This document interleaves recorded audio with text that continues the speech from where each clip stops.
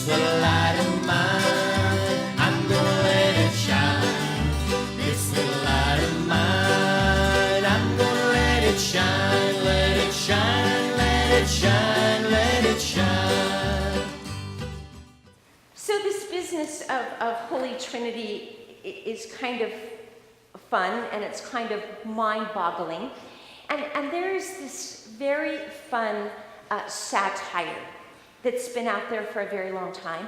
Perhaps some, or many, or all of you have seen this satire. If you have, I just encourage you to enjoy it for the moment, and enter into it, and let your mind be kind of pushed and pulled. Lutheran satire.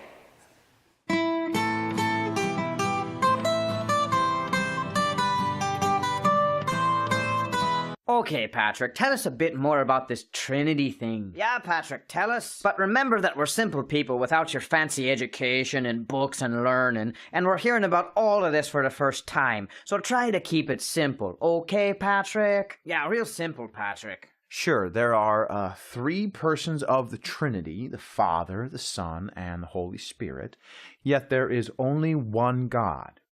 Don't get what you're saying here, Patrick. Not picking up what you're laying down here, Patrick. Could you use an analogy, Patrick? Sure, the Trinity is like water, and how you can find water in 3 different forms: liquid and ice and vapor.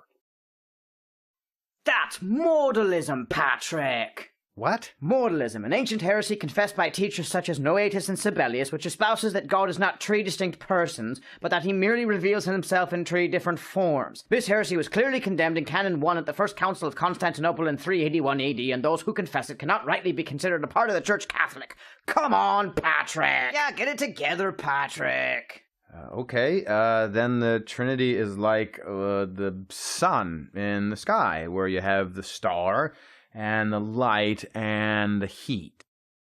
Oh, Patrick. Come on, Patrick. That's Arianism, Patrick. Arianism? Yes, Arianism, Patrick. A theology which states that Christ and the Holy Spirit are creations of the Father and not one in nature with him. Exactly like how heat and light are not the star itself, but are merely creations of the star. That's a bad analogy, Patrick. You're the worst, Patrick. All right, sorry. The Trinity is like this 3-leaf clover here. I'm gonna stop you right there, Patrick. Yeah, hold your horses, Patrick. You're about to confess partialism. Partialism? Yes, partialism, a heresy which asserts that the Father, Son, and Holy Spirit are not distinct persons of the Godhead, but are different parts of God, each composing 1/3 of the divine. And who confesses the heresy of partialism? The first season of the cartoon program Voltron, where 5 robot lion cars merge together to form one giant robot samurai, obviously.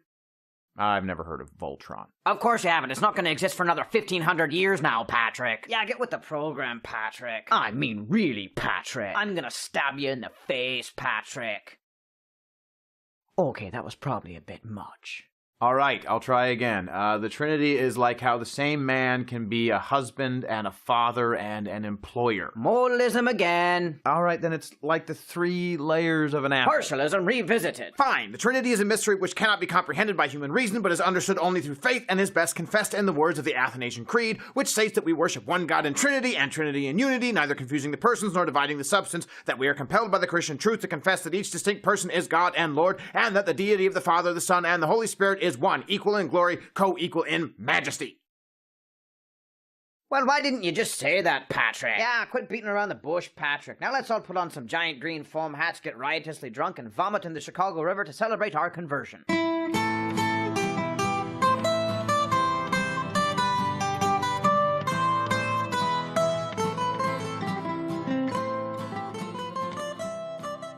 So, on Holy Trinity Sunday,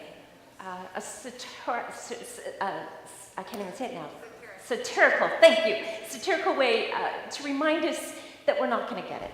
And that even the very best analogies that we think that we come up with fall far short of God's mystery. So today, instead of us trying to get it, I'm going to encourage us to think about it differently. And the way that I'm going to encourage us to talk about this and think about this today is the dance of the Trinity. In 2 Corinthians, go ahead and pull it up. In 2 Corinthians, we have that wonderful last line, and it talks about the love of God, the grace of Jesus Christ, and the communion of the Holy Spirit. And this dance of the Trinity reminds us that those things happen together and with.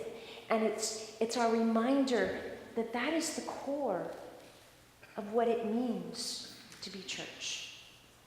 God, who so loved the world that he sent his only Son, not to condemn the world, but to save the world.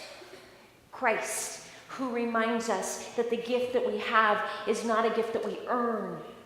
It's not a gift that we deserve, but it's been poured out freely for us, the gift of grace.